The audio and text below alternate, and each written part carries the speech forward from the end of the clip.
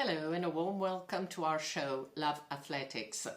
In this program, we bring you the latest highlights from our sport with expert input from different continental areas.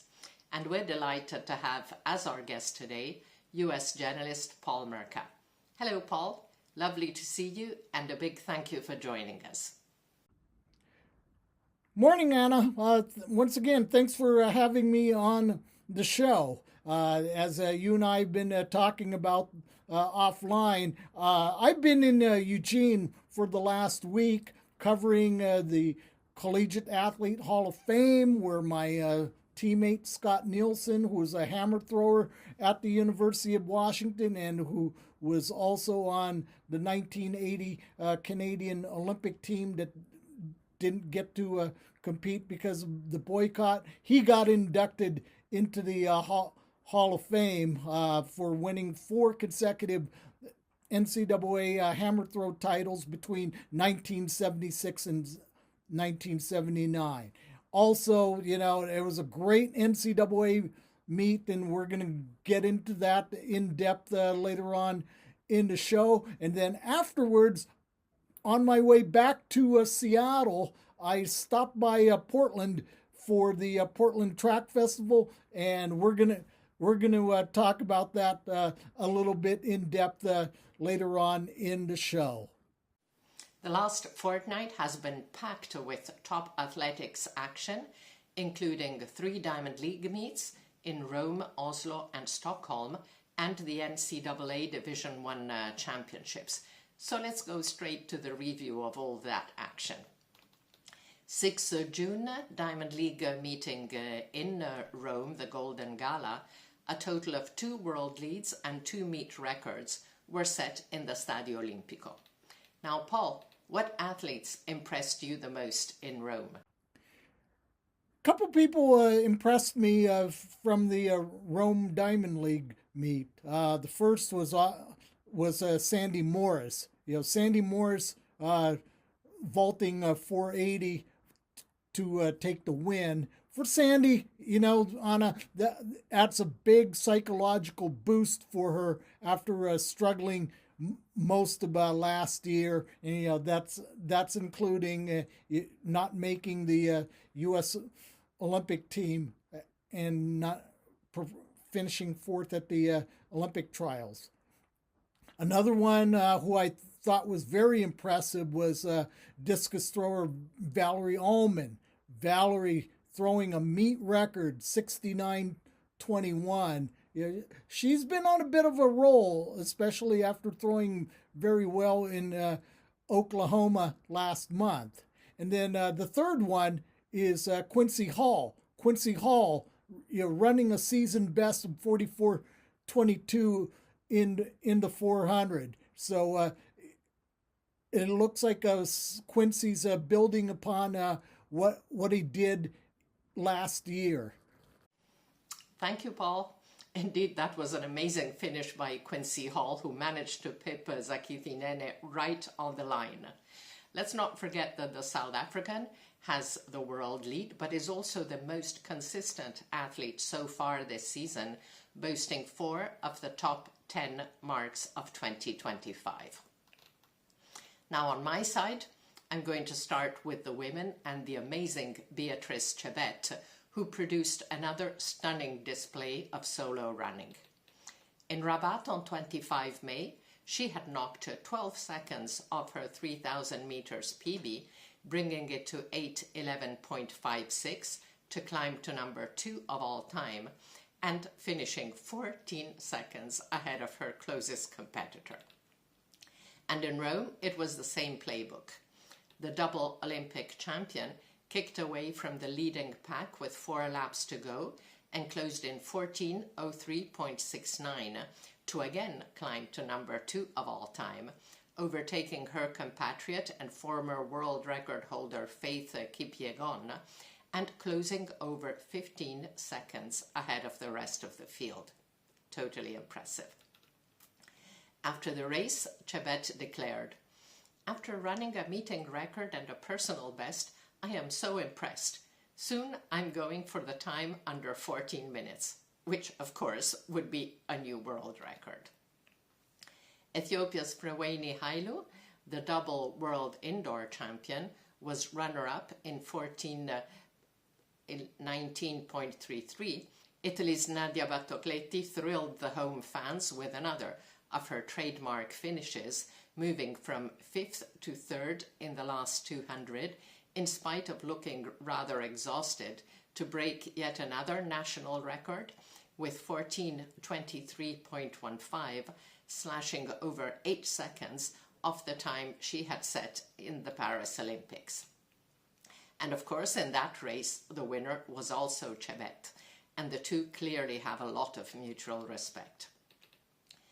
Behind Battocletti, Ethiopia's quintuple world under-20 record holder Merca clocked in 14:24.20, ahead of senior world record holder Gudaf Segai, 14:24.86.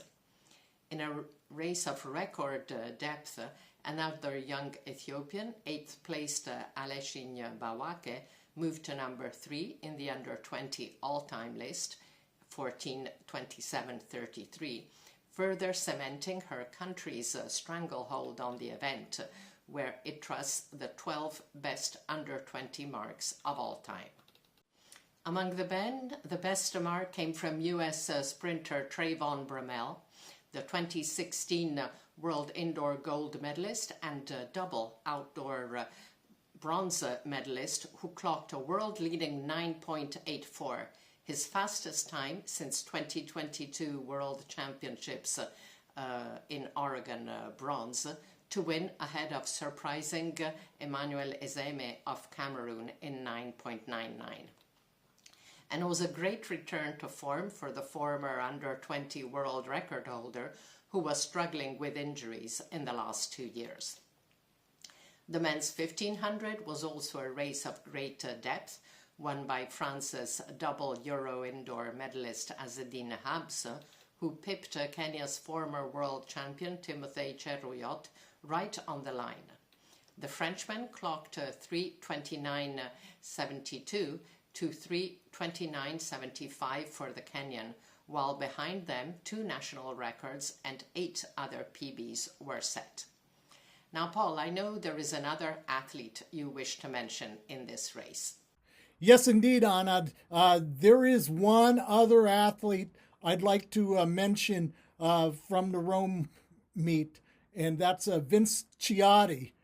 You know, kind of out there running a personal best of 3:31.69. You know, a little story about Vince is that after he graduated from college, he moved out west and was training in Eugene, Oregon, as part of the Nike Oregon Track Club group. So I got to see Vince a couple times racing up in Seattle at Dempsey Indoor on the campus of the University of Washington.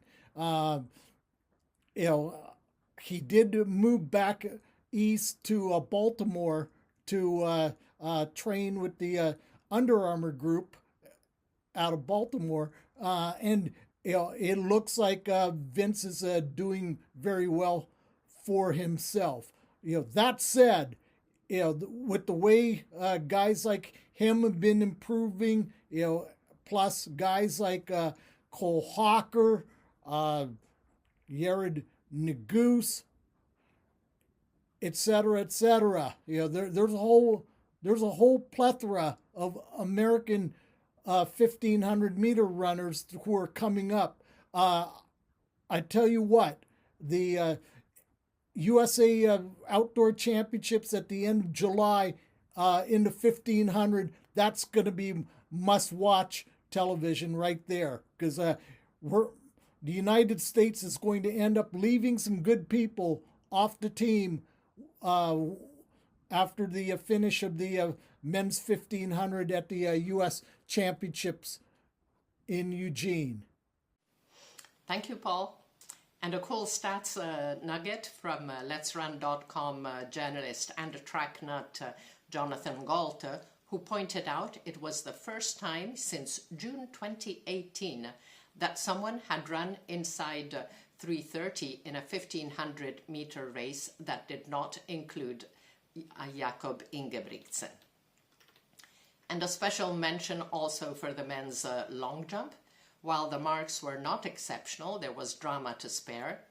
The champion of everything, Miltiadis Tedoglu, had been in the lead from the beginning with a best of 8 meters 10 in the second round, but Italy's world indoor champion, Mattia Furlani, who had only qualified for the final 3 in round 5, sailed to 8 meters 13 on his last attempt. But there was still one jump left in the competition, and Australia's Liam Adcock, the world indoors bronze medalist last March, landed a perfect one to reach a new PB of 8 meters 34 and take his first Diamond League win. Fans worldwide loved the excitement and voted his jump the omega moment of the meeting.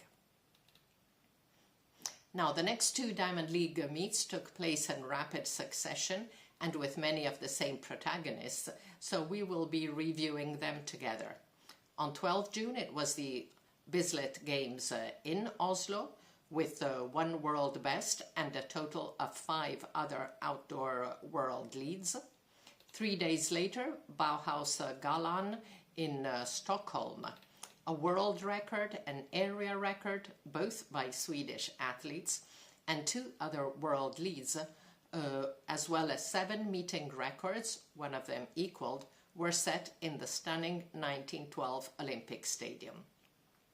Now, Paul, I'm not sure you had time to watch the Oslo and Stockholm meets, as one was smack in the middle of the NCAAs and the other right after. But if you did, what athletes impressed you the most in the 2 Scandinavian meets? All right. As far as Oslo, I'll be perfectly honest. I didn't watch it. As you said, he was right in the middle of the NCAAs. That said, I did follow the women's 400 hurdles with Dalila Muhammad, who says she's retiring at the end of the season, but a fan in me says I'll believe it when I see it. And then also in third was her training partner, Gianna Woodruff from Panama. Woodruff ran 54:45. They've been training together for a number of years. First when Coach Boogie Johnson had his training group in Southern California, and now they're training together at Fayetteville, Arkansas. But that's been a good dynamic. I know it's been good for Gianna, who I've had the privilege of following since her days as an undergraduate at the University of Washington. Thank you, Paul. Now, like you, I definitely hope that Dalila decides not to retire after all, because she's having a great season. Oh, yeah, absolutely. So we'll mention both of them again and more athletes later in our review of the Scandinavian meets. On my side, of course, I have to mention the men's low hurdles, where excellent times were set in the 2 meets. So in Oslo, 400 meters world record holder Karsten Warholm went all out in his home meet over the 300 meter hurdles, smashing the world best, which he had set in Xiamen, from 33.05 to 32.67.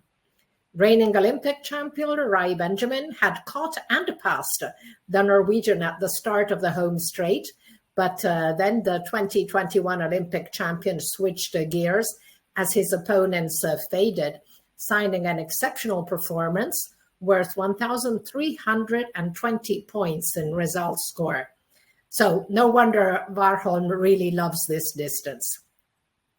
In Stockholm, however, Rai Benjamin turned the tables on the Norwegian, also producing a performance of over 1,300 points, as he powered to the finish line in 46.54, his fifth best time ever, closely followed by Brazil's 2022 world champion Alisson dos Santos in 46.68, while Warholm was well behind in 47.41. But the best performances in the Swedish capital came from two home athletes, Mondo Duplantis and Anders Almgren. Mondo had cleared 6 meters 15 in Oslo, then stopped there as the temperatures were getting chilly. The weather in Stockholm was warmer, and Duplantis was super motivated. The double Olympic and world champion had said in the pre-event press conference, "My biggest dream now, I feel like it's the only thing I'm missing, is to break the record here at Stockholm Stadium." And he did just that, adding another centimeter to his own world record, bringing it to 6 meters 28. Once again, the Swede was in a world of his own. Greece's Manolo Karalis had taken runner-up spot in Oslo with 5 meters 82, while in Stockholm it was Australia's Curtis Marshall with 5 meters 90, as Mondo notched up world record number 12. The second one this year, after he had cleared 6:27 indoors in February. Amazing Mondo. Now, Anders Almgren was the second home hero in Stockholm in the men's 5,000 meters, which also provided excellent performances in both Scandinavian capitals. The race in Oslo had been billed as a world record attempt, but after the pacemakers stepped off the track earlier than planned, Ethiopia's Yomif Kejelcha was left to push the pace up front. After a while, the 2019 10,000 meter world championship silver medalist looked back and stepped out towards the outside, signaling that he had done enough and somebody else should share the work. In the final laps, Great Britain's George Mills took the lead, speeding up proceedings, but the double European silver medalist was passed in the finale by American Nico Young and a couple other athletes. Young had taken double gold last year over 3 and 5,000 at the NCAA indoors. And in Oslo, he powered home in 12:45.27. He took 6.5 seconds off his overall PB, which had been set indoors in Boston last March, leading home a race of great depth with 6 PBs and 2 national records. Now, Young also took 2 seconds off the previous outdoor NCAAs best of 12:47.20, set by Canada's Mohamed Ahmed in 2020. But the world indoor record by Grant Fisher last February is even faster, with 12:44.09. Yeah, well, I will say this. There's been a lot of talk on the running message boards, and especially out on Let's Run on what Nico Young and Graham Blanks did. Again, if you between those two and Grant Fisher plus a couple of others, the 5,000 at the U.S. Nationals at the end of July could be crazy. Again, this is all assuming that everybody runs an honest pace, but once again, championship racing, they could be piddling around running 70, 75 second 400s and then making it a 5-lap race. So, assuming everybody runs honestly, it is possible that they could run sub 13, to make the team. And, you just don't, I don't, it'll be, you'd love to see it, but again, we'll see what happens. If nobody decides they want to take it out, then it could be a case where everybody thinks that they can run the fastest last mile. So, and we'll see. We'll see. Thank you, Paul. I hope, as you say, that they do run an honest race. Yep. But to go back to Oslo, behind Nico Young, Ethiopia's Binyam Mehari, who had set the world under-20 indoor record over 3,000 meters in Liévin in February, clocked 12:45.93, climbing to number 2 in the under-20 all-time list, followed home by his 20-year-old compatriot, Kuma Girma, in 12:46.41. Now, while Oslo was a race of greater depth, Stockholm was a solo cavalcade by Anders Almgren, who declared after the race, when the pacemakers dropped off and Girma was unable to hold the pace, I decided to go for it. Nobody remembers a coward. I love that. Yep, I like that. I like that as well. And, hopefully when it comes time for the U.S. Nationals, somebody makes the race honest. Yes.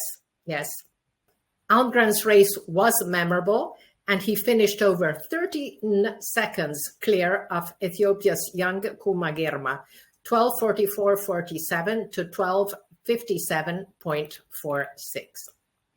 Now, that not only improved the world lead set by Nico Young in Oslo, but it was also a European record for the Swede, bettering the previous mark by Spain's Mohamed Khatir.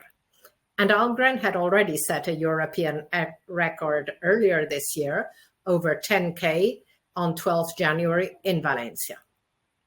Now, the Stockholm 2025 Diamond League meet was memorable for Mondo Duplantis, as he set his first world record on home soil and in a stadium where he had first competed 14 years earlier when he was aged 11. For Andreas Almgren, success in Stockholm was also especially significant, not only because he was born in the Stockholm suburbs, but because it was in the same 1912 Olympic Stadium that he had broken his navicular bone 9 years earlier, leading to 5 years of injuries. So great personal memories, sweet for Mondo, bittersweet for Andreas, highlighted Stockholm triumphs, adding another dimension to their achievements. Now, more great performances were signed in the Scandinavian DL meet. Olympic champion Emanuele Wagnoni was much sharper in Stockholm than in Oslo, where he had barely hung on for the win, dipping under 142 to lead a fast trio home in a world-leading 141.95, with Algeria's Jamel Sejati in 142.27, and the USA's Josh Hoey, 142.43, not far behind. Among the women, the best performance in Oslo-Stockholm came from the Netherlands' Femke Bol, the 2023 world champion, who improved her seasonal best to 52.11, while the USA's 35-year-old Dalila Mohammed, whom we were talking about earlier, former Olympic and World Championships gold medalist, former world record holder, who had won in Oslo in the absence of the Dutch woman, improved her own seasonal best to 52.91, her best time since 2021. Now, Paul, you had more to say about the women's hurdles. Yeah. Oh, yeah.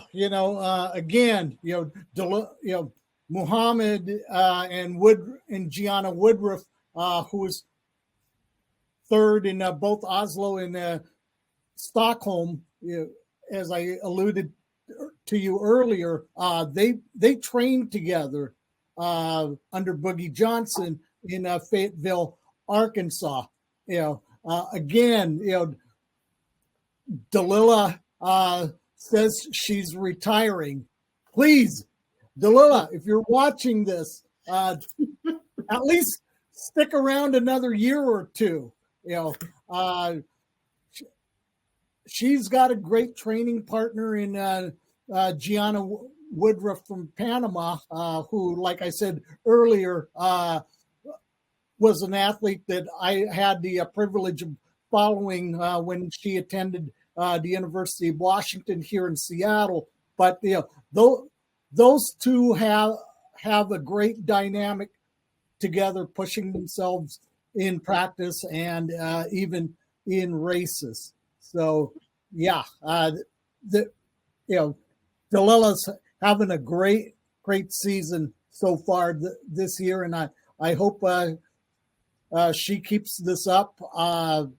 Again, everybody says that Sydney McLaughlin-Levrone is the woman to beat when it comes to the U.S. Nationals. But I still think Dalila's still got a few tricks up her sleeve, and I hope they can push each other come the U.S. Nationals at the end of July. Thank you, Paul. We're going to start a petition for Dalila to stay for at least 1 or 2 years. Yeah. So best among the rest was St. Lucia's Julian Alfred, who made a convincing debut over 100 meters, the distance where she had captured a historic gold last summer in 10.75, a mark that is only bettered this season by Melissa Jefferson Wooden's 10.73 in the Philadelphia leg of GST. Now, a day before the main program, Ethiopia's Yenawan Brett had won the 10,000 meters in 30:28.82, which is not only a world lead, but it also the number 2 mark in the under 20 all-time list. Now, Paul, you had more athletes you wish to speak about from Stockholm. Yeah. Well, one in my pre-meet show notes, one person I forgot to add, and that came out of that women's 10,000 was Izzy Bat Doyle from Australia in the 10,000, setting a personal best. Again, my Washington bias is showing up here. I'll say it up front.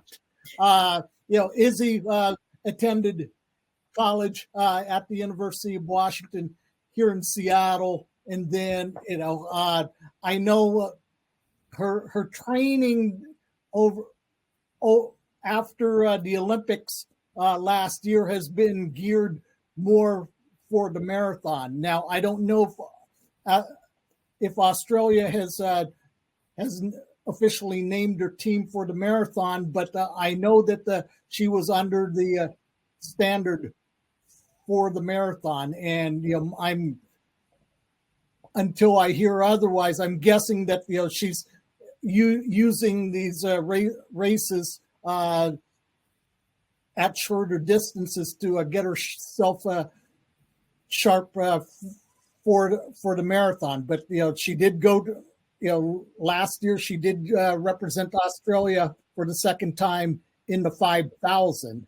Also, Sandy Morris, 482 in Stockholm. Again, that's boosting up her confidence. Again, she had a rough year for her standards last year. Not making the Olympic team, but so that's Sandy Morris, and then In the non-Diamond League men's 1500, Sam Tanner, New Zealand, who was 8th in 3:33.06, and then Luke Hauser of the United States. You remember, he was the bronze medalist at the World Indoor Championships in the 1500. He was 10th in 3:33.99. I know, going after last year's Olympic trials, he had some. He had just picked up a sponsorship deal with Brooks, and then all of a sudden he lost his sponsorship deal with Brooks, and then ended up having to move away from Seattle to a completely new situation in Atlanta. And so, I'm sure that was a very, difficult transition. As he was a state of Washington kid, and now all of a sudden he moves across the country to Atlanta, Georgia. But I'm glad for him. Again, another Washington kid, and he's seems to be doing well in his new situation in Atlanta. Thank you, Paul. Now you've got your Washington shirt on, so you're making it official. yeah. Not gonna hide it. Absolutely. So finally, I would like to congratulate the Scandinavian organizers for inviting the great Usain Bolt to Oslo and Stockholm for, incredibly, his first European tour since retiring in 2017. So the legendary sprinter attended the pre-event press conference in Oslo, and after the competition, he was the DJ in the stadium. We all know he loves that. At the end of the event, Julian Alfred expressed her delight, saying it was a great honor to meet him, while Karsten Warholm said it was lovely to catch up with Usain, and tomorrow we'll have lunch and chat properly. And in Stockholm, it was Mondo's turn to catch up, one legend meeting the other. So well done, Scandinavian organizers. Mm-hmm. So, Paul, we're moving now to the NCAA Division I Outdoor Championships, 11 to 14 June in Eugene. So, what athletes impressed you the most at NCAAs? Yeah, I'm going to go with a couple. The first one is Nathan Green in the men's 1500. Nathan was the favorite to win the indoor mile, but ended up finishing second. And then, Nathan ran a very tactically intelligent race and stayed out of traffic during the race. It as expected, the first 700, 800 meters were painfully slow to watch. I believe Simeon Birnbaum from the University of Oregon, went to the lead and promptly slowed it down. And so, with 2 laps to go, everybody, all 12 men were still in it. But then a light went on in the heads of a couple guys, saying, "Yeah, you know what? It might be time to move." And so the pace started ramping up with about, I would say, 450 to go. Nathan Green was up front, but he wasn't where he really wanted to be. And then a gap showed up, and he squeezed, he just squeezed his way out of that gap. And, once he got room in to run from that gap, to quote my old friend Mark Jones, who used to announce track and field, but does a lot of NBA basketball nowadays for ESPN. It was on like Donkey Kong. So Nathan really ramped up the pace, and if I off the top of my head, his last 400 was right around mid 50 seconds. So in the last 400, guys were moving. I think just about everybody ran that last lap under 52 seconds. So if my short-term memory serves me right, but needless to say, everybody was moving. And then if you look at the picture on the left side, Ethan Strand, who ended up finishing second, he actually ran 50.2 on his last 400. The problem was that he was caught in about seventh or eighth place with less than 200 meters to go, and so he had to find a way to get out into a lane 2 and eventually lane 3 to get room to run. So he obviously ran further than 400 meters on that last lap, but he ended up getting second. So that was a pretty good move, despite having to run extra distance to get some running room. Also, another person I'd like to mention would be Hannah Mall, the winner of the women's pole vault. Her twin sister Amanda was the favorite going into the meet. That said,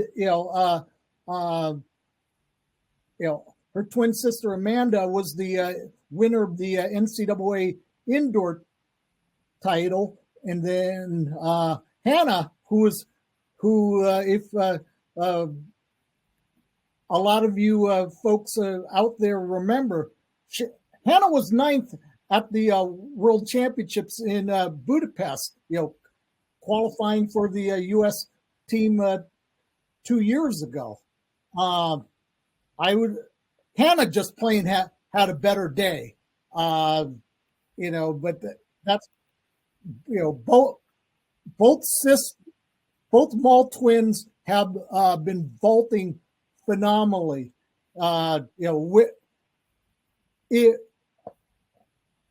You could make the case that Hannah has had just as outstanding a season as her twin sister, but at the outdoor championships, Hannah had just plain had the better day. The next person I want to talk to about, who I thought was impressive, was Maya Lesner of Colorado State in the shot put. Now, Maya left absolutely no doubt that she was going to win it. First round throw of 1901. And it's kind of weird how they had what the format of the shot put was. So at the NCAAs, they had 24 competitors going, and they split them into 2 flights. And normally you in most big meets you have the first flight throwing in one circle, and then the second flight would come in after the first flight throws. Well, in the case of the NCAAs, they use both rings simultaneously. So flight 1 was throwing on the west ring, and flight 2 was throwing on the east ring. They separated it so by seed marks, and so the better throwers were throwing on the east ring. So and that's basically to speed it up from a time standpoint. But Maya Lesnar put it out there in round 1, and so I'm sure that the women that were throwing both rings are thinking to themselves, "Oh my God, it's really on now." So, my very, very solid performance by Maya Lesnar. I believe she's, off the top of my head, she's in the top 10 on the world list. Little fun fact about Maya Lesnar that most of your audience probably doesn't know, but she is the daughter of WWE wrestler Brock Lesnar. I don't know how many of you out there watch professional wrestling, but it is, it's let's get this out of the way. It's sports entertainment. It's not true sports, but it is sports entertainment. Brock Lesnar is one of the most popular professional wrestlers. He's won the WWE championship God knows how many times, but the writers at the WWE write all the plots, so it's sports entertainment, and I'll leave it at that. And then now getting back to real sports, I do want to mention, of course, Sophie O'Sullivan, the winner of the women's 1500 at the NCAA championships. Like Nathan Green, Sophie ran a very tactically intelligent race. I'll be the first to admit it. She doesn't have the most graceful running form, and if you've seen video of her run, you would think to yourself that, shoot, she should be a race walker. Her back kick is very low for a world-class 1500 meter runner, but she, other than the first lap, she ran from the front. So I had no qualms with the way she ran tactically. By the way, Sophie is the fifth Irish woman to win a NCAA Division I title, joining her mother, the great Sonia O'Sullivan, at 3,000, who won the NCAAs at 3,000 meters. Rashid Adeleke, who won the 400 a couple of years ago for the University of Texas, and then Mary Cullen and Valerie McGovern, who both won NCAA titles at 5,000 meters. So she is indeed the fifth Irish woman to win the NCAA title. Someone had asked me, how come we didn't see Sophie run during the indoor season? Well, turns out that Sophie, who spends a lot of time in Australia, was training there during the Australian summers. So that's what happened. Thank you, Paul. Now, I think we should also mention that Sophie O'Sullivan had a really clear margin in her win. Nathan Green, you see a very bunched up finishing line, and instead Sophie, she really had a clear margin. So that's another credit to her. Yeah, absolutely. Absolutely. So on my side, I'd like to highlight the great performance by Nigeria's Ezekiel Nathaniel, who first clocked 47.86 in the semis of the 400 hurdles, then improved to 47.49 in the final, a mark which was at the time only second to Karsten Warholm.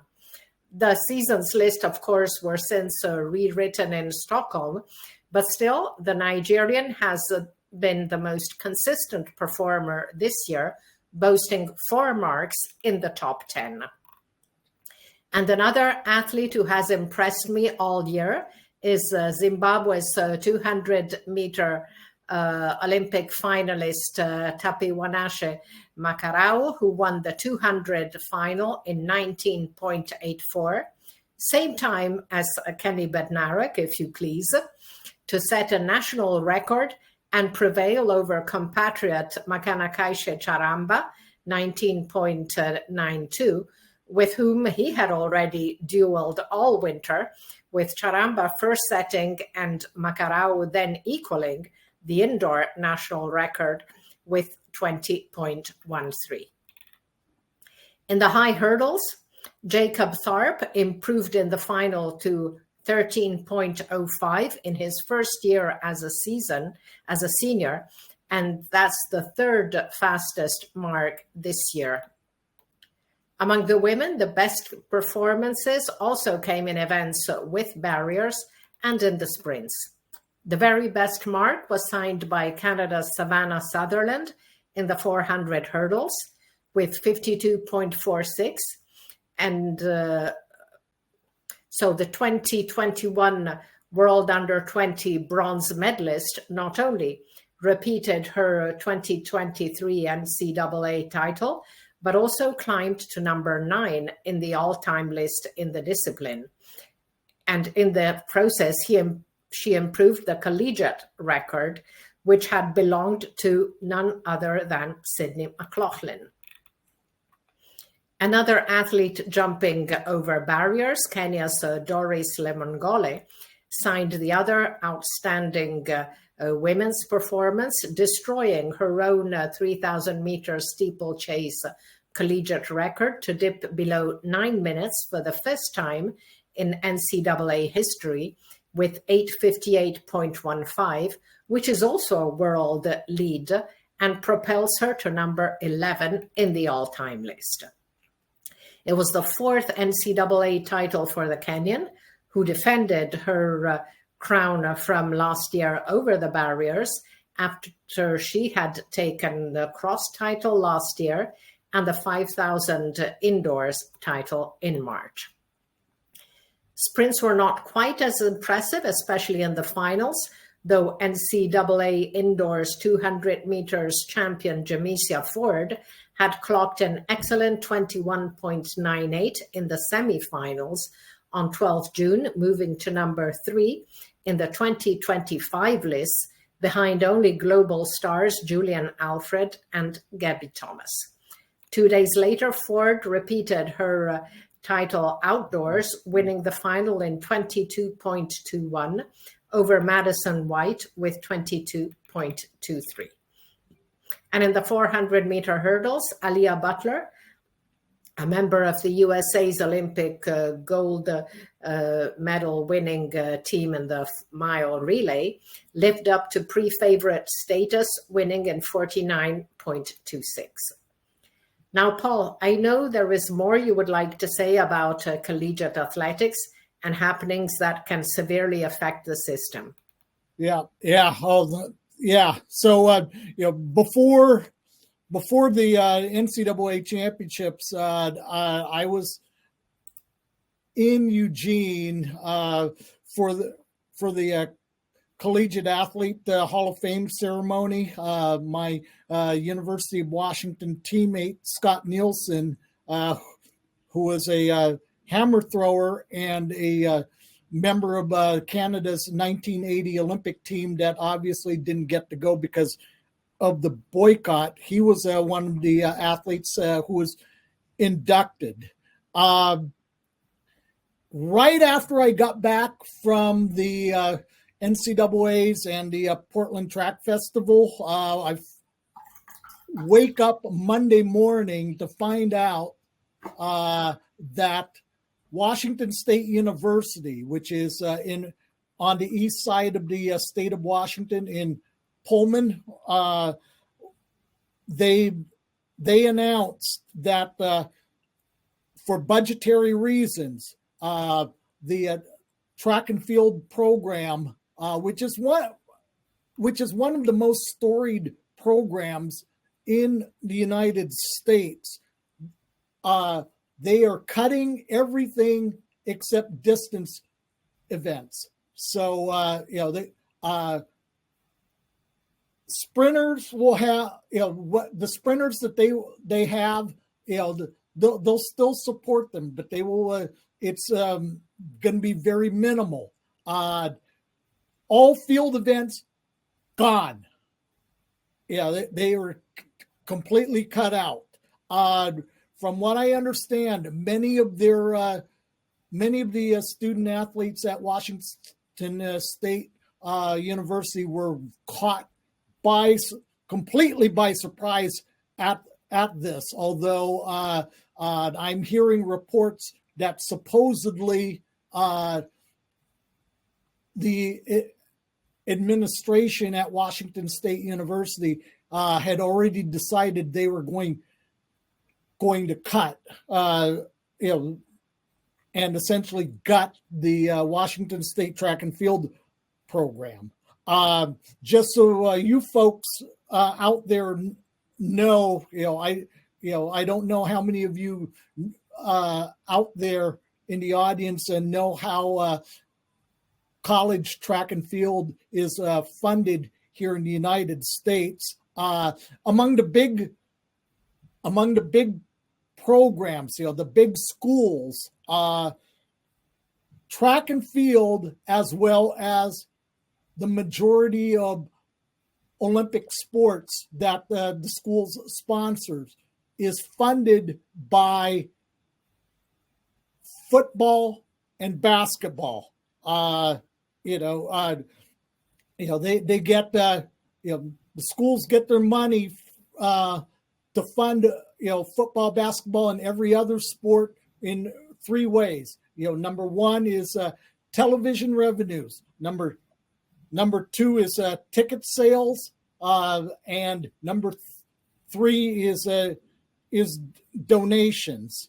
But no matter how you slice it, football and basketball are the tail that wags the dog. I didn't notice I said the tail that wags the dog and not the dog that wags the tail.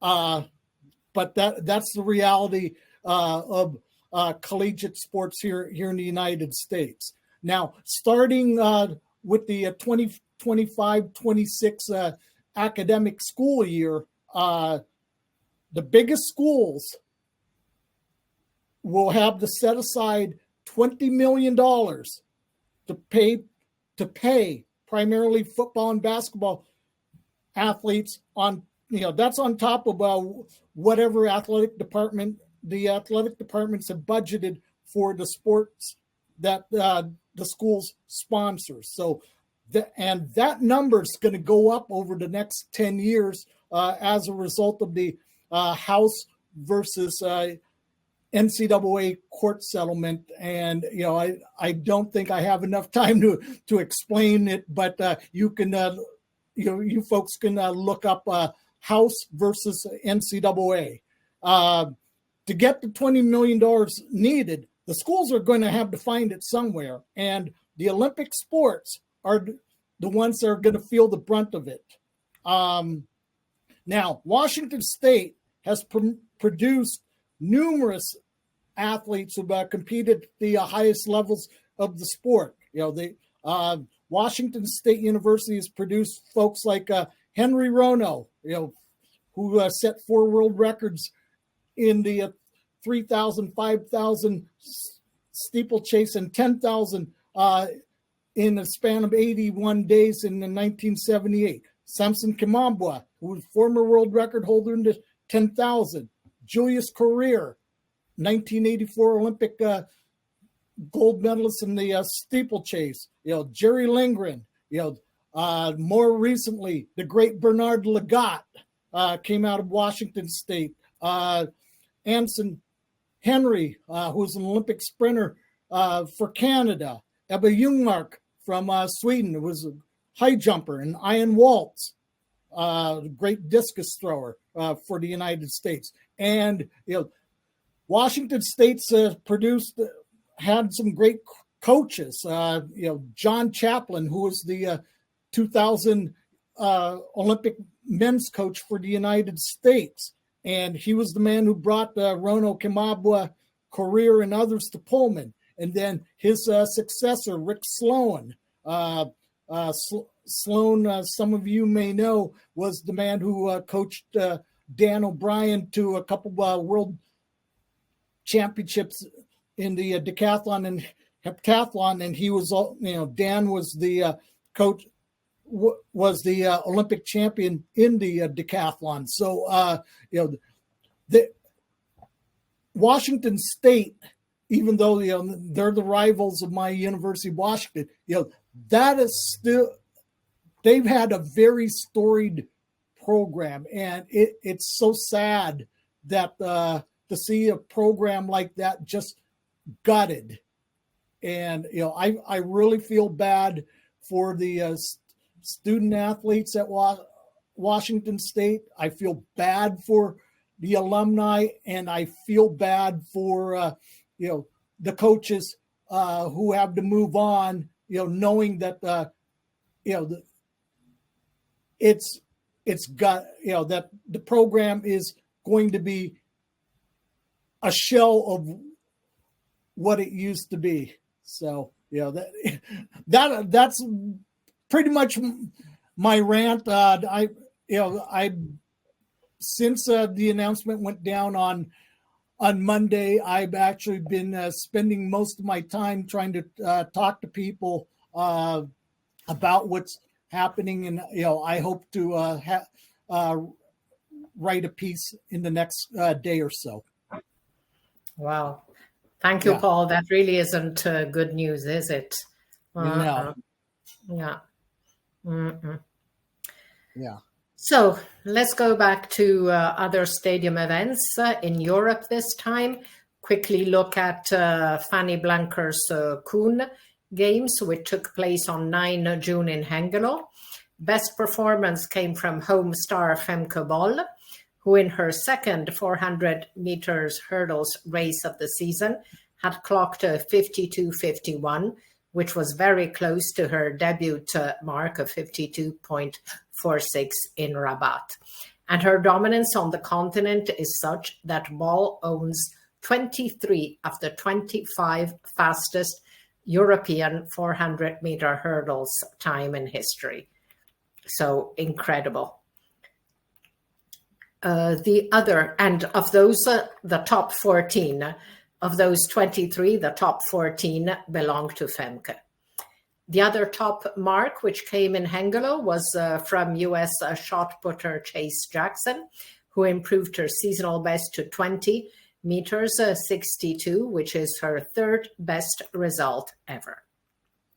Now, in another meet, another remarkable performance by a thrower came in the specialist hammer throw meeting in Frankisch Krombach, Germany, on Sunday, 8 June, where China's 18-year-old Zhang Jiale, the reigning world under-20 champion, improved the world under-20 record to 75 meters 14, adding 1 meter 71 to the previous best held since 2021 by Finland's Silja Kosonen. Now, Zhang has dominated her event this year, trusting the top 6 marks, with 5 of them longer than 71 meters 50. So let's go now to Grand Slam track. We must speak about the sad news coming from the organizers that the 4th and last meet of the series, the grand finale planned for Los Angeles at the end of the month, has been cancelled. A press release with the announcement cited, among other factors, changes in the global economic landscape, but added that organizers believe we have successfully achieved the objectives we set out to in this pilot season, and that they were looking towards 2026 and beyond. Now, Paul, what is your reaction to the cancelling of GST Los Angeles?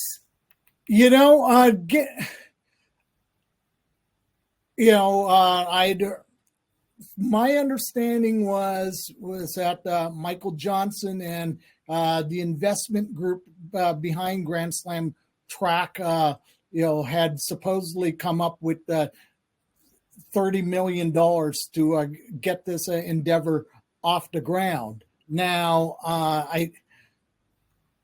I don't know all the details, but that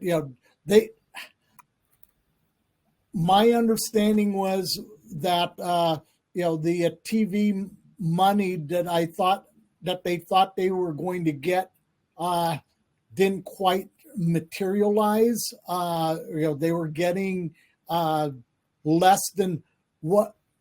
less money off of from television rights fees than they thought they would have. But then again, I know that they had Grand Slam track had to pay for some of the production costs to get the meet on television. So I don't. I'm going to assume if that's the case that they probably didn't sell as much television advertising, to offset the production costs. But it is kind of surprising that they did go through the $30 million as quickly as they did. That said, I do applaud what Michael Johnson and his investors have done for trying to shake up the athletics establishment. Now, whether this is sustainable or not, that's a question that remains to be seen. I did see yesterday that they had announced some sort of marketing agreement with someone. I'll be quite honest, I didn't completely read the press release, but it sounded like the steps that they need to take to move forward for 2026. That deal is a step in the right direction. Well, thank you, Paul. Yeah, I kind of share your feelings. So we've now concluded the overview of the competitions of the past fortnight. that we'll be mentioning other notable performances in the top marks section. And it seems a good moment to ask our guest. So, Paul, what U.S. athletes impressed you the most so far this year? Yes, obvious, just the three that jump out off the top of my head in no particular order, since I think they're all pretty good. Nico Young in the 5,000. Nico's been obviously a favorite of all the keyboard jockeys on the message boards. Nico Young, winning the 5,000 at Oslo, that definitely woke up some people. Obviously, Valerie Ullman in the discus from the Rome Diamond League, and then of course, she threw well at that throws meet back in Oklahoma. And then the third one would be, Masai Russell running 12:17 at the Miami Grand Slam track event. That was a very, very impressive. And then the fourth one, of course, would be there she is. Would be Amanda Mall, Hannah's twin, when she won the NCAA Division I indoor championships. With Amanda Mall 2 weeks earlier, she had won the Big Ten conference title. And she was the first one to go over 16 feet this season. And I think I remember a stat that there's only been 5 American women who have cleared 16 feet in the pole vault, and all 5, and 4 of the 5 have either gone on to win a world championship, indoors or outdoors, or a Olympic medal of some sort. That's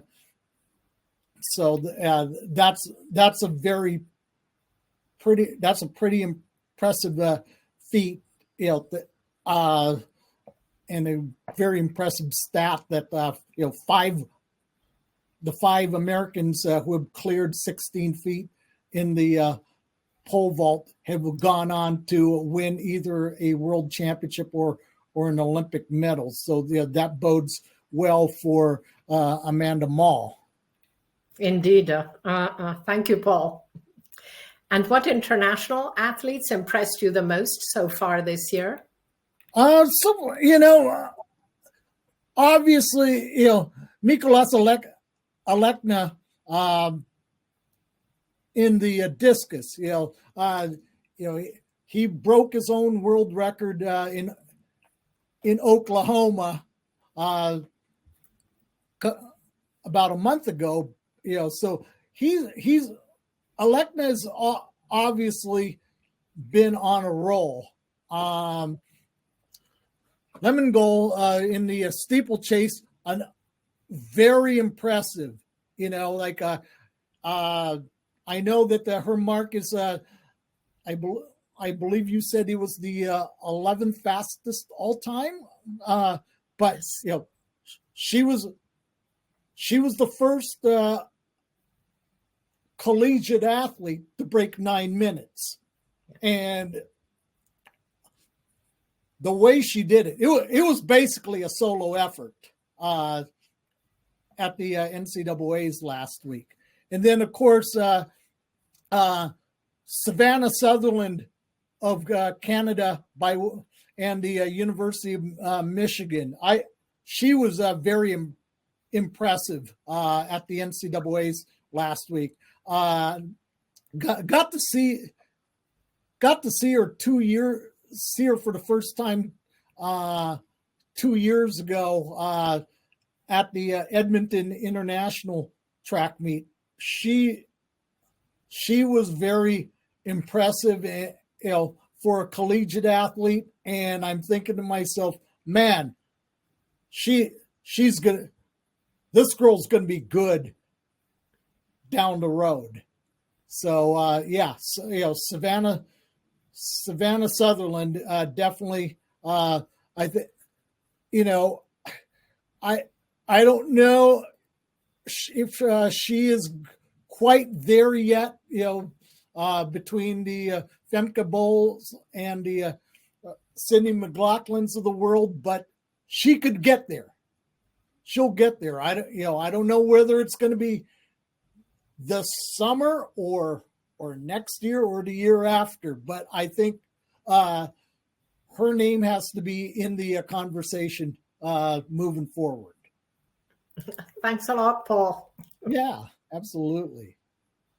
So it's time to go back now to the global overview of our sport and check out all the best results since the last show, starting with the senior men. And we continue to add in brackets marks which are regular, which are listed on the respected website Tilastopaya, but do not appear yet, sometimes, on World Athletics. So top marks from 2 to 16 June. 100 meters, we mentioned Trayvon Bromell, 984 in Rome, but there was also a 9.88 by Kishane Thompson in Kingston the following day, 9.92 in Eugene in the semifinals of the NCAAs by Kayinsola Ajayi of Nigeria, and 9.93 by Brandon Hicklin of the US in Winter Garden in Florida. Over the 200 meters, we mentioned 9.84 by Tapiwanashe Makarau. He had also run 19.92. Sorry, Makanakaisha Charamba, his compatriot, 19.92. And Charamba had also run 19.94 in the semis of the NCAAs.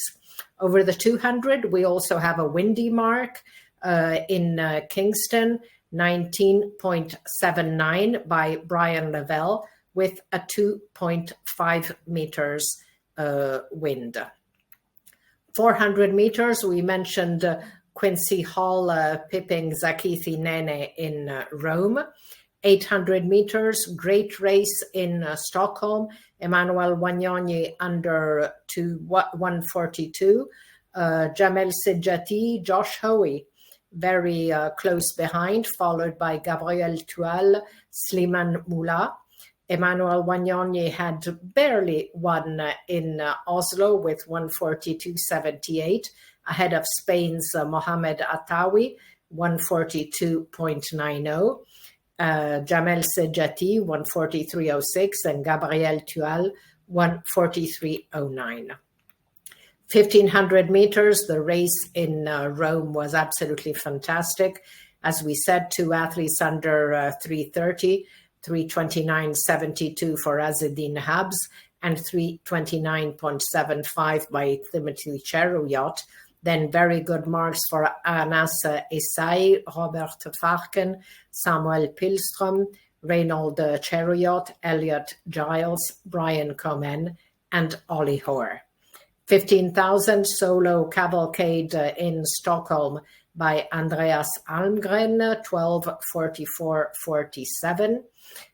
Nico Young had led a very strong race in Oslo, 12:45.27, ahead of Binyam Mehari, Kuma Girma, George Mills, Hagos Gebrehiwot, Thierry Dikumwenayo, Graham Blanks, Yomif Kejelcha, and Mesgebu Sime. All these marks are worth more than 1,247 points. Dominic Lobalu set a Swiss record, 12:50.87, and Jacob Kropp was also excellent. In the hurdles, we mentioned 13:05 for Jacob Tharp in the final at the NCAAs. But there was also a 13:06 for Rashid Broadbell in Kingston, and followed home in 13:08 by the USA's Trey Cunningham. Cordell Tinch had run 13.10 in Hengelo, and at the NCAAs, 13.13 for Zachary Eckstein, which is also really good. 300 Zach, nice kid. He attends the University of Arizona, and I've had the pleasure of announcing a couple of their meets. So, Eckstein, very big improvement over the last couple of years for the young man. Yeah, no, really good. Then we have the 300 hurdles. That was an absolutely impressive race by Karsten Warholm. It's not run often, even though now it's becoming an official World Athletics event, but 32:67 is huge. That's worth 1,320 points, which is enormous. Right, Benjamin? 300, I'll just say this, the 300 hurdles is common in the United States, particularly at the high school level. All right. Yeah. We don't often see it in Europe, but we're going to see it a lot more, especially because Karsten loves it and he's particularly good at it. Yeah. But Rai Benjamin was also very good in Oslo, as was Alison Dos Santos. Abderrahman a little bit further behind, but it was a really good race. And then over the full lap, the full 400 hurdles, superb mark by Rai Benjamin, 46.54, and Alison Dos Santos. Both marks are worth more than 1,300 points. Karsten a little bit further behind. Ezekiel Nathaniel at the NCAAs, also really good mark, both in the final and in the semis. Then we come to the pole vault, and it's all about Mondo Duplantis, 6:28 world record in Stockholm. He had cleared 6:15 in Oslo. Chris Nielsen, 5 meters 92 on 4 June in Aachen in Germany, and 5 meters 90, as we saw, for Curtis Marshall in Stockholm. Shot put, I'm very happy with this mark because Leo Fabri had been struggling so far this season. It's also the first mark over 22 meters in a specialty which had been fantastic last year, which is not quite at the same level. So that was a very good performance by Leonardo Fabri in Lucca in central Italy on 8 June, and the USA's Adrian Piperi with 21 meters 96. Tom Walsh had one in Rome with 21 meters 89, and Italy's Zane Weir, 21 meters 84 in Rovereto on 2 June, 4 days before Rome. So discus, Christian Se won in Stockholm with 69 meters 73, ahead of home athlete Daniel Stoll, 20 centimeters behind. At the NCAAs, that was a surprise because Jamaica's Ralford Mullings won the event in 69 meters 31, ahead of Alekna. And Christian Se also had 69 meters 21 in Hengelo.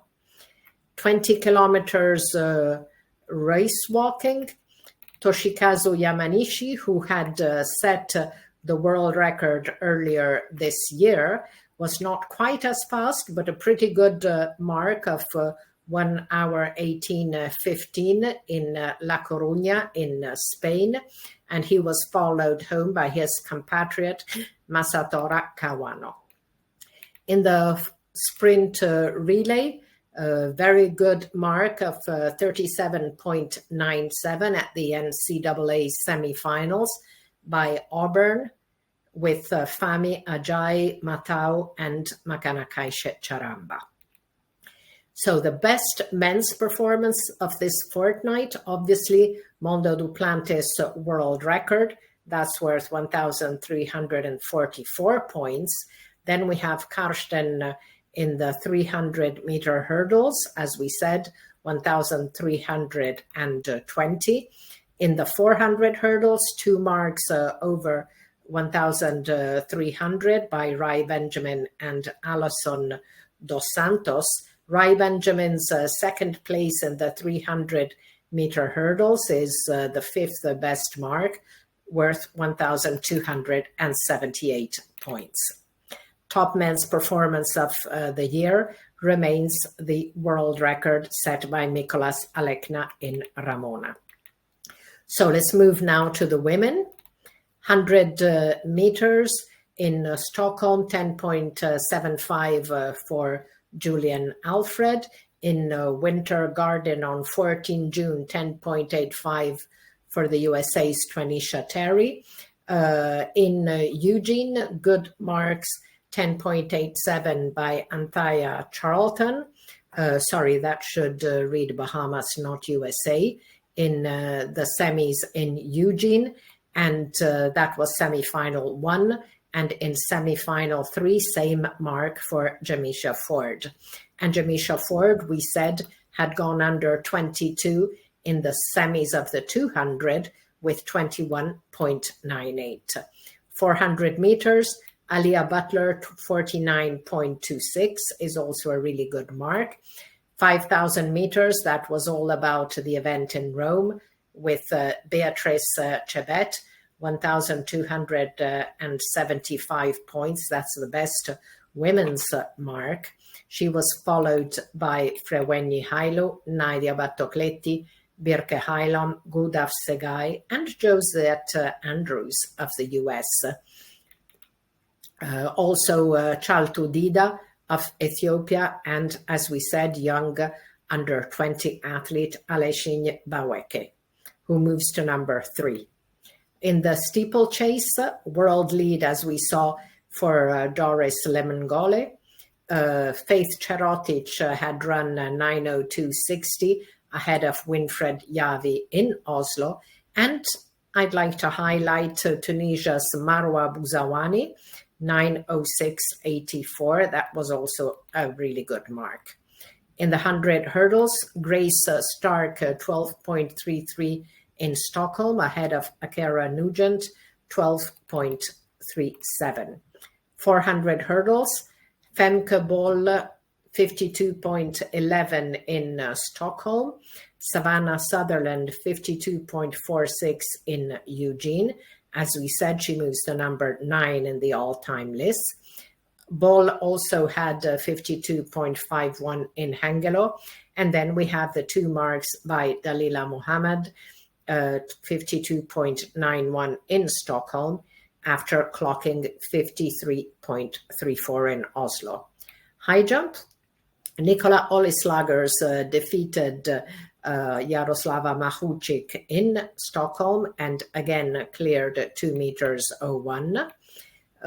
Very good long jump by Tara Davis Woodhall, 7 meters 05 on 15 June in Stockholm. Shot put, we mentioned Chase Jackson in Hangelo. Discus, we mentioned Valerie Allman in Rome.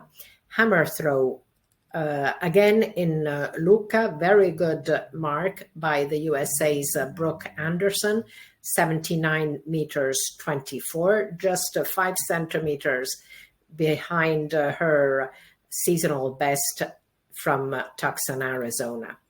So the best women's performance of the fortnight, we said Beatrice Chebet, then Femke Boll, her 52.11, Savannah Sutherland, not far behind.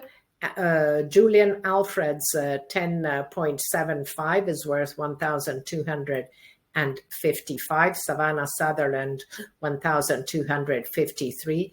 Femke Boll's mark in Hengelo is worth 1,252. And the top women's performance of the years remains Valerie Allman's massive 73 meters 52 in the discus in Ramona. So under 20 and under 18 athletes, also some very good performances. Here we have to look at 1 month because we hadn't checked all the underage marks in the last program. So we're now reviewing from 22 May to 16 June. In the 100-meter men, 9.94 for Bayanda Walaza on 24 May in Zagreb. He moves to number 4 in the under 20 all-time lists. And he also has a 10.03 in Nairobi on 31 May. In the 100 meters, there's also a windy mark by Maurice Gleaton, 9.87 on 14 June in Winter Garden with a tailwind of plus 2.4 meters. Now, 200 meters, 20.02 for Xavier Butler on 30 May in College Station at the NCAA prelims, and he moves to number 6 in the under 20 all-time list. Now, what is really interesting is that Butler at 19 is a married father of 1. So amazing how he can juggle family life and high-level athletics. He also clocked 20.12 in the semis in Eugene. Over 400 meters again in Eugene, 44.43 for Nigeria's Samuel Ogazi. It's better than number 9 on the under 20 list, but he already has the number 8, which he had clocked at the Olympics. 100 meters, Cameron Myers at Maison Lafitte in Meet in France, clocked 2:17.25, moves to number 10 in the under 20 all-time list. Over 1,500, 3:32.26 for Fanuel Kipkosgei Koech in Lucca, moves to number 16 on the under 20 all-time list. Cameron Myers in the mile in Oslo, 3:48.87. That's better than number 3 on the under 20 all-time list, but he has the age category record. 5,000 meters, we mentioned Binyam Mehari in Oslo, moving to number 2 in the all-time list. Steeplechase in Rabat, Edmond Serem had improved to 8:07.47, moving to number 9 in the all-time list. 110 hurdles with the adult height, 13.28 for Wanyang Chen of China, who moves to equal number 4 on the under 20 all-time list. He already had 13.30. And in Moscow on 8 June, Cuba's Yander Herrera, 13.37, was then number 8 on the all-time list. Also 13.46 for Bradley Franklin on 30 May at the NCAA prelims, moves to number 15 equal. On the under 20 height of 99 centimeters, Kendry Menendez, 12.93 on 25 May, moves to number 2 on the under 20 all-time list. Discus throw, there's an interesting mark by South Africa's Joshua Gerber in Potchefstroom in South Africa, 62 meters 09. Now, he's actually an under 18 athlete, and World Athletics does not have under 18 all-time lists with senior implements, but he's surely very, very high. So he's number 17 on the under 20 all-time list.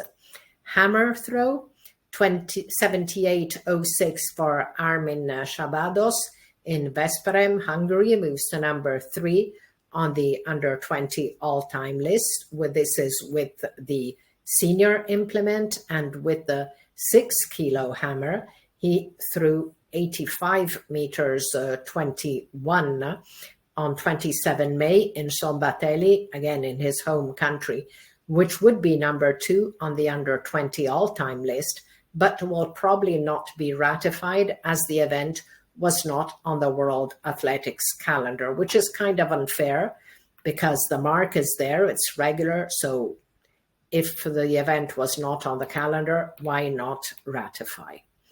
10,000 meters race walk. Japan's Sotaro Osaka had clocked what was a world record, but cannot be ratified because there was no doping control. It was 38:44:88 in Okayama in Japan. He clocked 39:16:14, which is better than the number 6 in the under 20 all-time list. And in the 10K race walk, China's Shi Shengji, 39.16, moves to equal number 11 on the age category lists. Finally, an interesting result in the sprint relay, 39.27 for Spain under 20, who moved to number 14 in the under 20 all-time list. Now, among the women, interesting marks in the 100 meters by the USA's Brianna Selby. In the semis, she clocked 11.01, moving to number 13 in the under 20 all-time list. And on 31 May at the prelims, 11.03, which was then number 15 equal. There's also an 11.04 by Mia Maxwell.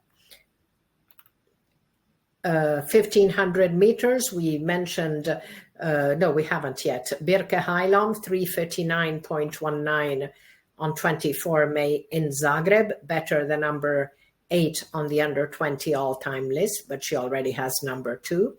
In Rabat, 3:59.93 for Saron Berhe. In the mile, now this is an interesting, very interesting mark, 4:23.50 for Jane Hedengren of the US. It's the best senior outdoor mark of 2025. Now, World Athletics does not have all-time lists for the outdoor mile, but MNU's says it's number 3 of all time. 3,000 meters, there was a great race for the under 20s in Rabat. Jenes Shimkat, 8:32.01, moves to number 5 in the all-time list, number 3 outdoor. Marta Alemayo, who is an under 18 athlete, 8:32.20. That's a world under 18 record, which we had mentioned last program. And she also moves to number 7 on the under 20 list, number 4 outdoors.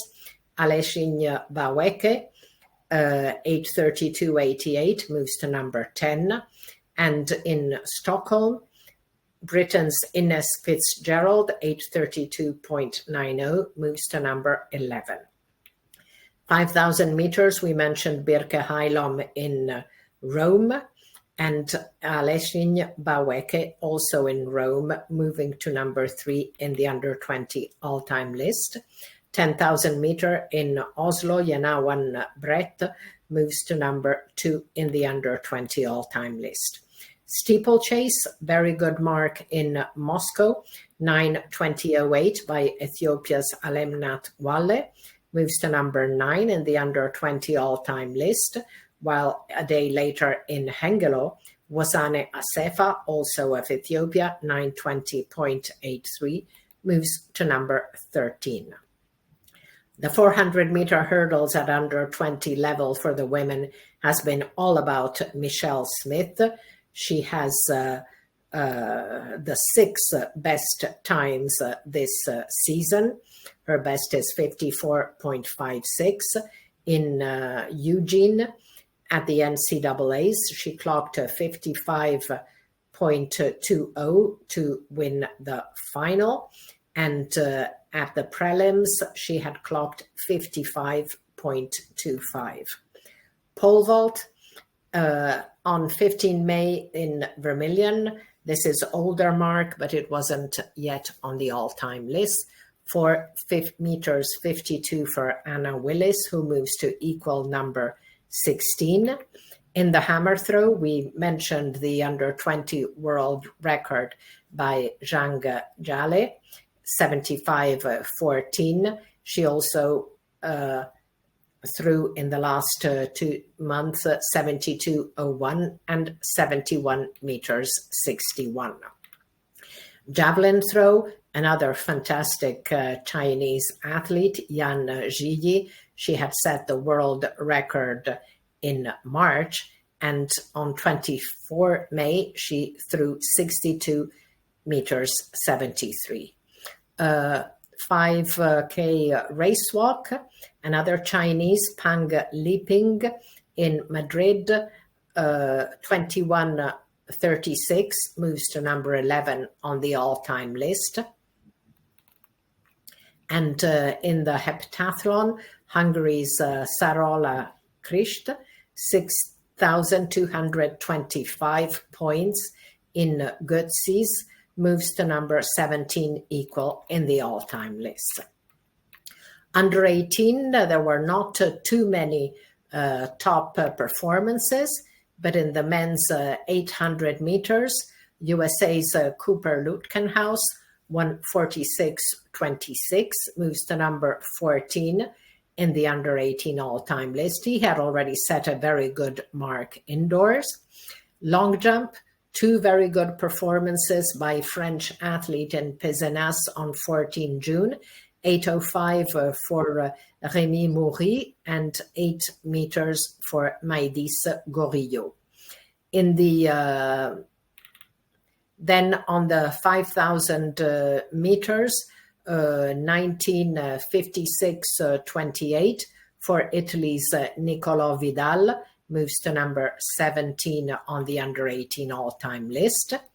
On the women's side, Japan's Rin Kubo, she had already clocked 2:00.28 in the beginning of May, and at the end of May, 2:00.42. So very good mark again for the Japanese athlete. 3,000 meters, we had already mentioned last program, 8:32.20 world under 18 best for Marta Alemayo. In the shot put, interesting mark by Poland's Kinga Jakowska, 18 meters 67. That makes her number 9 in the under 18 all-time list. In the hammer throw, sorry, that's not Greece, that is Ukraine. Polina Zherozhinska, 71 meters 17. That's a little bit below our normal cutoff, number 18 on the under 18 all-time list. And in the sprint relay, 44.80 for Switzerland under 18 with Mara Schwitter, Xenia Buri, Karina Celia Stettler, and Timea Ranken. So, Paul, what under 20 athletes impressed you the most so far this year? You mentioned earlier in the Cooper Lutkenhaus, 146.26. That was actually, believe it or not, I was not at that meet, considering that where he did this is 8 kilometers from my house. At the Brooks PR meet in Renton, Washington. Then again, I was in Eugene for that meet. But I will say this, behind Lutkenhaus in that race is one of the guys that I'm going to mention, and that's Owen Powell. because he was second in that race behind Lutkenhaus. I think he ran off the top of my head. It was like a 146.4. I probably have it wrong, but I'm going off memory. But I will say this about Owen Powell. A week after that race with Lutkenhaus, he ran 3:36.49 for 1,500 meters at the Portland Track Festival, which is number 2 all time by an American high schooler, and then right behind Powell in that same race. And keep in mind, they were racing against professionals. Josiah Tostenson from the state of Oregon, he ran 3:36.85 for 1,500 meters. That's the number 3 fastest time by an American high schooler. And oh yeah, by the way, Powell and Tostenson, they're going to school at the University of Washington. I had to throw that in. No, but in all seriousness, Owen Powell is the son of Andy and Marisa Powell, who are the coaches at Washington. So they're Powell doesn't have very far to go. And you mentioned earlier Jane Hedengren, who ran 4:23.50 in a mile, and she also ran 8:40.99 for 3,000 at the Brooks PR meet, en route to running 9:17.75 for 2 miles. One other thing, it's sort of been off the radar. This weekend is the USA U20 meet in Eugene. It's sort of a unique situation in that it's being combined with the Nike Outdoor Nationals high school meet. A bit of a bummer for those who are competing in the U20s. That was supposed to be the qualifying meet for the Pan Am U20s in Colombia.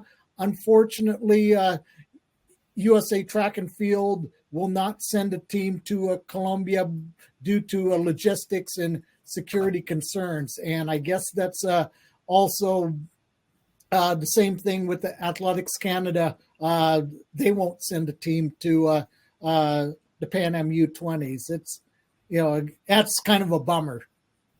But well, I hope they change their mind, because the date and venue has been changed. So it's now in the capital in Bogota. And off the top of my head, I think it's October, which of course means athletes are back in college. But I mean, there can't be logistics concerns about going to the capital, to Bogota. So I hope that they review their stance, and because it's always a shame when they decide not to go. It penalizes the athletes. I agree. Completely agree with you on that point, Anna. So yeah. Fingers crossed. Yeah. Thank you, Paul. And now I'd like to highlight some cool athletics news. Congratulations to Portuguese sprinter Lorena Basolo, aged 42, who on 7 June in Salamanca, Spain, clocked 22.71 in the 200 meters to shave 100th of a second off the Masters over 40 world record, which had belonged to sprint legend Merlin Ottey. And a week later, Basolo came within 100th of a second of the Masters over 40 100 meters world record, also owned by Merlin Ottey, clocking 11.10 in Braga, Portugal, equaling her PB from 2021. Basolo was born in the Republic of Congo and represented her native country at major championships from 2008 to the 2012 Olympic Games, where she was the flag bearer. In 2013, she claimed political asylum in Portugal and obtained citizenship in 2016. Now, already over 40, Basolo was a semi-finalist over 200 as last year's European Championships and over 60 at the Euro Indoors last month. So really, congratulations, Lorena. And congratulations also to Donovan Brazier, the US 2019 800-meter world champion, who has made a comeback this month after having to put his career on hold as he was suffering from Haglund's disease and had to undergo 2 Achilles tendon surgeries. His first race was in Nashville on 7 June, 1:44.70, and a week later in Portland, he improved to 1:43.81. Now, Paul, you were at the Portland Track Fest. What can you tell us about Brazier's comeback? Man, he looked good. He really looked good in that race. One thing I did forget to mention in my notes was that he's also had a coaching change. He's training under Mike Smith, who's the coach of Nico Young, and so Brazier is being coached by Mike Smith. That said, the men's 800 is gonna be crazy. When we get to the end of July and the first weekend in August, because he's now in the mix. Josh Hoey, who's obviously been running well, is in the mix. So is Bryce Hoppel, an Olympian. Jonah Koech is in the mix, and Brandon Miller, who was an Olympian last year, and he's part of the Brooks Beast team here in the Seattle area. So again, the U.S. nationals could be crazy, and I think Brandon Miller is a bit of a notorious front runner, so we know that those guys are not going to sit and kick. It's going to be fast right from the get-go. But that would be another race I'd want to look out for when the U.S. championships come around at the end of July. Yeah, thank you, Paul. Really looking forward to that. Absolutely. Now, another great piece of news, I think, is that Ja'Cory Patterson, the athlete who worked as a delivery driver for UPS between 10 p.m. and 4:30 a.m., yet won the 400 meters in a world lead at the Miami leg of GST, and followed up with another victory in his inaugural Diamond League meet in Rabat, has now signed a professional contract with Nike. So hopefully he will no longer have to work overnight to fund his athletics dreams. And finally, congratulations to Italian former hammer thrower Silvia Salis, a finalist at the 2011 World Championship, who last month was elected mayor of the port city of Genova, the 7th largest city in Italy. Salis was forced to retire in 2016 following an injury, and at the end of the year was elected to the board of the Italian Athletics Federation, FIDAL. The following year, she was elected to the board of the Italian Olympic Committee, becoming vice president in 2021. Complimenti Silvia e buon lavoro. So from positive news from my home country to sad news, as a great protagonist of the world of athletics has left us. Veteran Italian journalist Giorgio Lo Giudice, a passionate lover of sport, in particular athletics, passed away on 4 June, aged 88, after a short illness. Lo Giudice began his journalistic career in 1961 and 2 years later began collaborating with the prestigious Gazzetta dello Sport, the sports daily boasting the highest circulation worldwide, which he then joined as a full-time staffer in 1882 and remained until 2003, covering 5 Olympics. Giorgio was a journalist, but also a writer, coach, PE teacher, club official, and organizer. He was in the press tribune of last year's European Championships held in his home city, Rome, and continued to collaborate with various Italian newspapers until the end, though his energy in the last years was mainly focused in organizing the Corsa di Miguel road race, which he had co-founded, dedicated to the memory of Argentinian poet and runner Miguel Sanchez, one of the nearly 30,000 desaparecidos, people arrested and forcibly disappeared during the 70s and 80s by the brutal regime then governing the South American country. A minute of silence was observed at the Stadio Olimpico before the start of the Golden Gala Diamond League meet, and glowing tributes poured in from many Italian sports federations, not only athletics, for a man who had loved and covered many sports with passion and competence. Lo Giudice will be remembered for his humanity and humor, and I find it difficult to realize we will no longer share a press tribune. I believe wherever he is now, he'll continue to follow all sports and, of course, his beloved Roma football team. Ciao Giorgio, ci manchi tanto.